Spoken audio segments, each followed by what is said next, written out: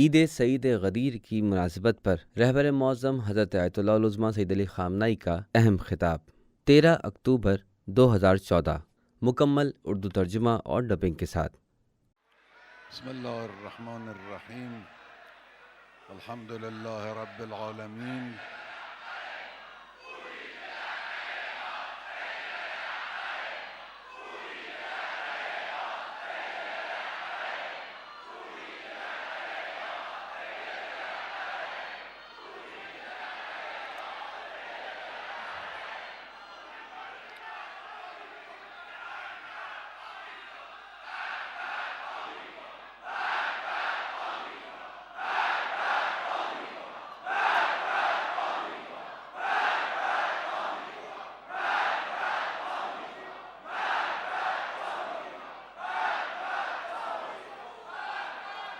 والصلاة والسلام على سيدنا ونبينا أبي القاسم المصطفى محمد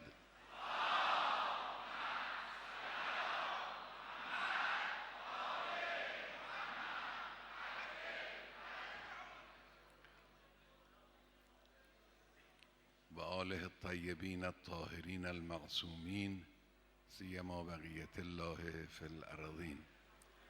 عید شما مبارک۔ عید غدیر کی مبارکباد پیش کرتا ہوں تمام حاضرین محترم کی خدمت میں۔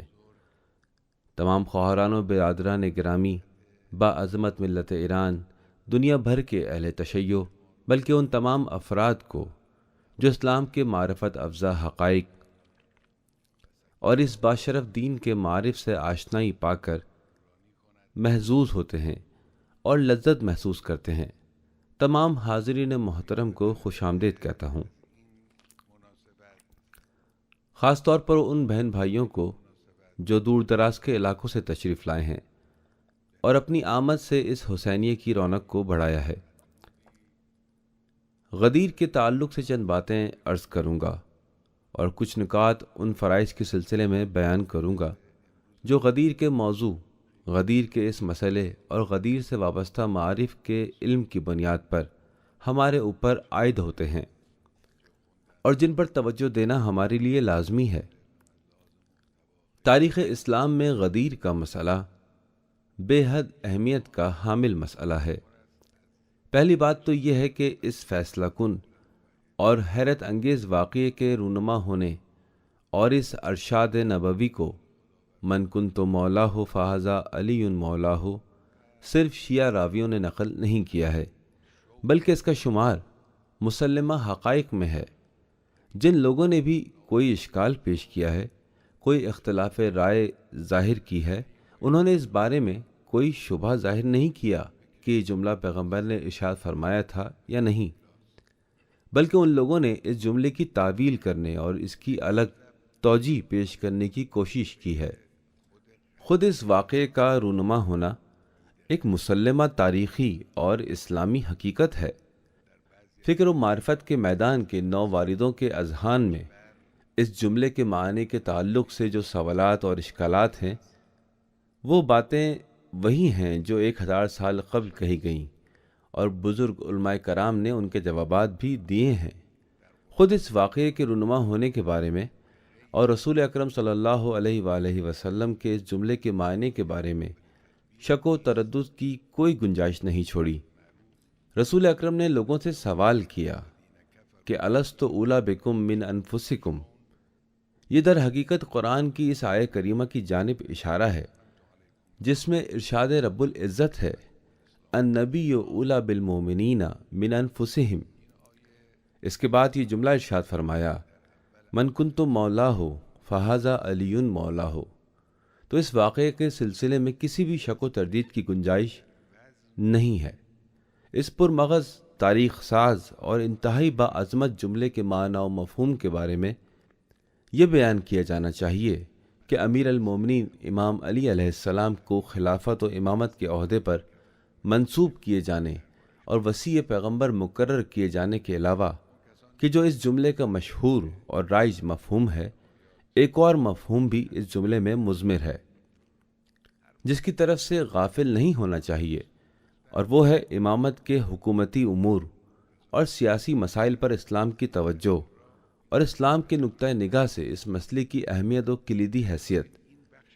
جن لوگوں نے یہ کوشش کی کہ اسلام کو معاشی مسائل سے اور سیاسی امور سے لا تعلق بنا کر رکھیں اور اسے شخصی مسائل اور لوگوں کی نجی زندگی کے امور تک محدود کر دیں، یعنی اسلام کے سلسلے میں سیکولر نظریہ اپنائیں، جس کا پروپیگنڈا دشمن نے کیا اور دشمنوں کے آلائے کاروں نے برسوں مسلمانوں کے درمیان جس سوچ کو عام کرنے کی کوشش کی، غدیر کا واقعہ یہ ایسے لوگوں کا جواب ہے۔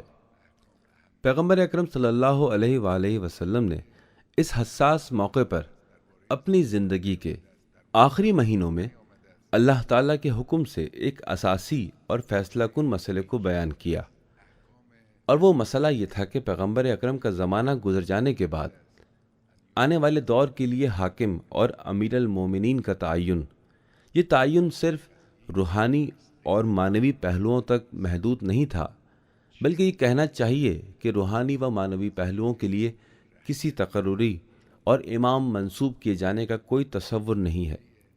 منسوب یا معزول کرنے کا تصور حکومت، ملک کا نظم و نسق چلانے، سیاست، اسلامی معاشرے کے انتظامی امور سنبھالنے جیسے میدانوں میں ہی قابل تصور ہے۔ پیغمبر اکرم صلی اللہ علیہ وآلہ وسلم نے عوام الناس کو اس کی سفارش کی۔ غدیر کے واقعے کا یہ انتہائی اہم پہلو اور ایسے تمام لوگوں کا دندان شکن جواب ہے جو یہ گمان کرتے ہیں اور اس بات کا پرچار کرتے ہیں کہ اسلام کو سیاسی امور سے، حکومتی مسائل سے اور اس جیسے دیگر معاملات سے الگ رکھنا چاہیے۔ مختصر یہ کہ یہ دو حقیقتیں، یعنی امیر المومنین امام علی علیہ السلام کو پیغمبر کے بعد کے دور کے لیے امام منسوب کیا جانا، اور حکومت، سیاست، قیادت اور پیغمبر کے بعد امت کی رہنمائی اور انتظامی امور پر توجہ، واقعہ غدیر کی انتہائی اہم اور حساس حقیقتیں ہیں۔ یہ ان اہم معارف کا جز ہیں جو واقعہ غدیر میں مضمر ہیں۔ یہ تمام مسلمانوں کے لیے اور مسلمانوں کے زمانہ حال و مستقبل کے لیے بہت بڑا عظیم سبق بھی ہیں۔ آج ہمیں جس چیز پر توجہ دینے کی ضرورت ہے وہ یہ ہے کہ غدیر کا مسئلہ عقیدے اور دینی نظریے سے وابستہ مسئلہ ہے۔ مکتب اہل بیت اطہار علیہم السلام اور مکتب امامت کے پیروکار اور شیعہ غدیر کے مسئلے سے گہرائی کے ساتھ وابستہ ہیں۔ یہ واقعہ شیعہ نظریے اور مکتب فکر کی بنیاد و اساس ہے، اس میں کوئی شک و تردید نہیں۔ جن کو کوئی شبہ ہے یا کوئی بحث کرنی ہے وہ علمی حلقوں میں، ماہرین کی نشستوں میں بیٹھ کر اس پر بات اور بحث و مباحثہ کر سکتے ہیں۔ شیعہ موقف بہت واضح اور مستحکم ہے۔ شیعوں کے دلائل پختہ دلائل اور شک و تردد سے بالاتر ہیں، لیکن اس کا اثر مسلمانوں کی عمومی زندگی پر، مسلمانوں کے ہم قدم ہو کر ایک ساتھ آگے بڑھنے کے عمل پر، ان کے درمیان باہمی اخوت کے جذبے پر نہیں پڑنا چاہیے۔ شیعہ اور سنی فرقوں کے درمیان اختلافات یا اسلام کے ان دونوں بنیادی اور اساسی فرقوں کے اندر پیدا ہونے والے گوناگون مسلکوں کے درمیان اختلاف کا مسئلہ اسلام دشمنوں کی توجہ کا مرکز رہا ہے۔ صرف شیعوں کے دشمنی کی دلچسپی کی بات نہیں ہے، برس ہا برس سے یہ کوشش کی گئی کہ مسلمانوں کے درمیان اختلاف کے بیج بوئے جائیں، کیونکہ اس سے مسلمانوں کے بیچ اختلافات بھڑکیں تو اس سے مسلمانوں کی ہمت و شجاعت، مسلمانوں کی توانائی و طاقت اور مسلمانوں کے احساسات و جذبات انہی اندرونی و داخلی تنازعات کی نظر ہو جائیں گے۔ بیرونی مسائل پر اور بڑے دشمنوں پر توجہ دینے کا انہیں موقع ہی نہیں ملے گا۔ برسوں سے اور اسلامی انقلاب کی کامیابی اور اسلامی جمہوری نظام کی تشکیل کے بعد استعمار کی یہ اہم اسٹریٹجی رہی ہے، کیونکہ سامراجی طاقتوں نے عالم اسلام میں اسلامی جمہوریہ کی فکر و نظر کے بڑھتے ہوئے دائرے کو دیکھا تو تفرقہ انگیزی پر اور زیادہ توجہ دی، زیادہ لگن کے ساتھ یہ کام کیا، سرمایہ کاری کی تاکہ عالم اسلام اسلامی جمہوریہ سے خود کو دور کر لے۔ اسلامی جمہوری نظام ہمارا عظیم انقلاب اور ہمارے باعظمت امام خمینی رضوان اللہ تعالیٰ علیہ عالم اسلام کی توجہ اپنی جانب مرکوز کرانے میں کامیاب ہوئے، دلوں کو اپنی طرف مائل کرنے میں کامیاب ہوئے۔ ان جذبات و اقدامات کو صحیح رخ اور سمت میں موڑنے میں کامیاب ہوئے۔ اس چیز نے دشمن کو ہراساں کر دیا، استکبار کو، صہیونزم کو، بلکہ واضح الفاظ میں یوں کہوں کہ امریکی سیاست کے عمائے دین کو خوفزدہ کر دیا۔ چنانچہ انہوں نے تفرقہ انگیزی کے اسی پرانے حربے کا پھر سہارا لیا۔ اس سے پہلے بھی اور آج بھی وہ شیعہ سنی اختلافات کی آگ زیادہ سے زیادہ بھڑکانے کی کوشش کر رہے ہیں، تاکہ دونوں فرقوں کی توجہ اصلی دشمن کی طرف سے، جو صرف شیعوں کا دشمن نہیں یا صرف اہل سنت کا دشمن نہیں بلکہ اسلام کا دشمن ہے، ان سے ہٹ جائے۔ یہ دونوں فرقے آپس ہی میں الجھ جائیں۔ یہ استعمار کی سیاست ہے، اور اس سیاست کی سب سے زیادہ مہارت خبیث برطانوی حکومت کے سیاسی اور سیکیورٹی اداروں اور ایجنسیوں کو حاصل ہے، جو طویل عرصے سے اس میدان میں کام کرتے رہے ہیں۔ انہیں خوب پتہ ہے کہ کیسے مسلمانوں کے درمیان اختلافات اور نفاق کا بیج بویا جاتا ہے، اور انہوں نے ان طریقوں کو بار بار آزمایا بھی ہے۔ انہیں بخوبی علم ہے، اور بڑی لگن سے اس کام کے لیے وہ آج بھی کام کر رہے ہیں۔ تکفیر کی یہ تحریک جو آج عراق میں، شام میں اور علاقے کے دیگر بعض ممالک میں نمودار ہوئی، جو حقیقت میں تمام مسلمانوں سے برسر پیکار ہے، یعنی صرف شیعوں سے نہیں، یہ خود استعماری طاقتوں کے ہاتھوں پروان چڑھی ہے۔ انہوں نے القاعدہ کے نام سے اور داعش کے نام سے ایک چیز تیار کر لی ہے، اسلامی جمہوریہ کا مقابلہ کرنے کے لیے، اسلامی بیداری کی تحریک کا سدباب کرنے کے لیے، لیکن اب یہی آگ ان کے دامنگیر ہو چکی ہے۔ آج خود ان کا دامن بھی ان شعلوں کی زد پر ہے۔ البتہ آج بھی اگر گہری تجزیاتی نظر سے جائزہ لیا جائے تو انسان یہی محسوس کرے گا کہ امریکہ اور اس کے اتحادی جو اقدامات انجام دے رہے ہیں، اور جنہیں انہوں نے داعش سے مقابلے کی کارروائی کا نام دے رکھا ہے، اور جس کی کوئی حقیقت بھی نہیں ہے، وہ اس خبیثانہ تحریک کو جڑ سے ختم کرنے کی کارروائی کے بجائے مسلمانوں کی آپس میں دشمنی کو ہوا دینے کی کوشش ہے۔ ان کی کوشش ہے کہ مسلمانوں کو ایک دوسرے کی جان کا دشمن بنا دیں۔ اس مقصد کی برآوری کے لیے انہوں نے ذریعہ اس جاہل، متعصب اور بڑی طاقتوں کے اعلی کار گروہ کو بنایا ہے، ورنہ ان کا ہدف وہی پرانا ہدف ہے۔ ان کی کوشش یہی ہے کہ دشمنوں کی توجہ ان کے اصلی اور حقیقی دشمن کی جانب سے کسی اور طرف موڑ دیں۔ ہمیں یاد رکھنا چاہیے کہ شیعہ ہو یا سنی، جو بھی اسلام سے وابستہ ہے، جو بھی قرآن کریم کی حاکمیت کو تسلیم کرتا ہے، اسے سمجھ لینا چاہیے کہ امریکہ، امریکی سیاست، استکباری سیاست اور صہیونی سیاست اسلام کے اصلی دشمن ہیں۔ یہ اسلامی بیداری کے دشمن ہیں، یہ اسلام کی حاکمیت اور بالادستی کے دشمن ہیں۔ آج وہ جو بھی کوشش کر رہے ہیں، انقلاب اسلامی کے اوائل سے لے کر اب تک جاری ان کی مہم کا حصہ ہیں۔ انقلاب اسلامی کے ان سالوں میں وہ مختلف انداز سے کوشش کر رہے ہیں، مگر یہ نصرت خداوندی اور لطف پروردگار رہا ہے کہ جمہوریہ اسلامی ایران کے خلاف انہوں نے جو سازش بھی رچی، اس میں انہیں ناکامی ہی کا منہ دیکھنا پڑا۔ اس دفعہ بھی انشاءاللہ انہیں شکست کا ہی سامنا کرنا پڑے گا۔ شیعہ ہوں یا سنی، تمام مسلمانوں کو چاہیے کہ ایک دوسرے کے جذبات کو شیعہ ہوں یا سنی، تمام مسلمانوں کو چاہیے کہ ایک دوسرے کے جذبات کو بھڑکا کے دشمن کی مدد نہ کریں۔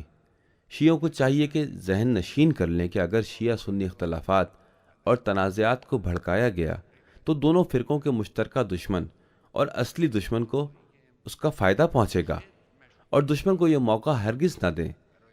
اہل سنت بھی اس طرح ہوشیار رہیں، دونوں فریق بہت محتاط رہیں، ایک دوسرے کے جذبات کو مشتعل نہ کریں، ایک دوسرے کے مقدسات کی توہین ہرگز نہ کریں۔ مسلم مسلکوں کے درمیان، مسلم فرقوں کے درمیان، خاص طور پر شیعہ و سنی فرقوں کے درمیان تنازع جو دشمنان اسلام کے لیے خاص دلچسپی اور کشش رکھتا ہے، اشتعال انگیزی کا باعث نہ بننے پائے۔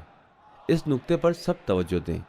اگر کوئی شخص اس طرح کا کوئی کام کرتا ہے جس سے دوسرے فریق کے احساسات مجروح ہوتے ہیں اور عناد و کینہ پیدا ہوتا ہے، تو اسے یقین رکھنا چاہیے کہ وہ امریکہ کی مدد کر رہا ہے، خبیث برطانیہ کی مدد کر رہا ہے، صہیونزم کا مددگار بن رہا ہے، ایسے لوگوں کی مدد کر رہا ہے جنہوں نے داعش، القاعدہ اور ان جیسے دیگر گروہوں کو وجود بخشا ہے، جنہوں نے تکفیر کی تحریک کو جنم دیا تاکہ شیعہ سنی اختلافات میں نئی شدت پیدا ہو جائے۔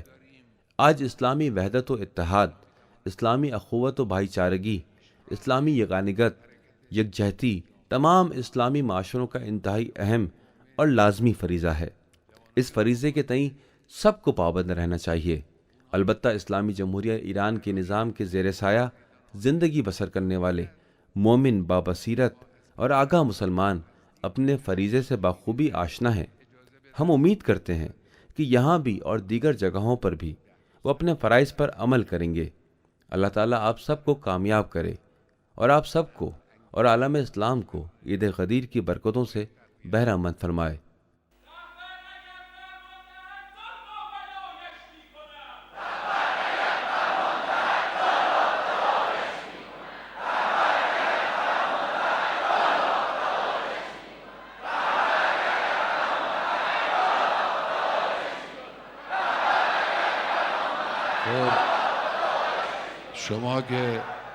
شما که میخواید فدا کنید چرا فدای اسلام نکنید؟ فدای رهبر کیه مگه؟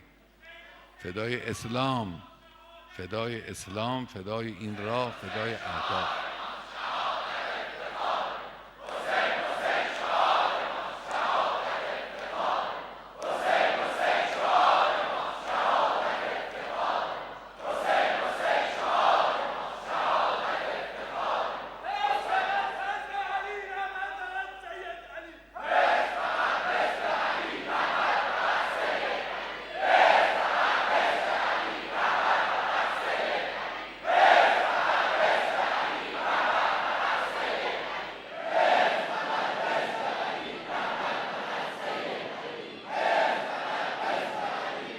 خب معلوم شد که دیگه خسته شدید و السلام علیکم و رحمت الله و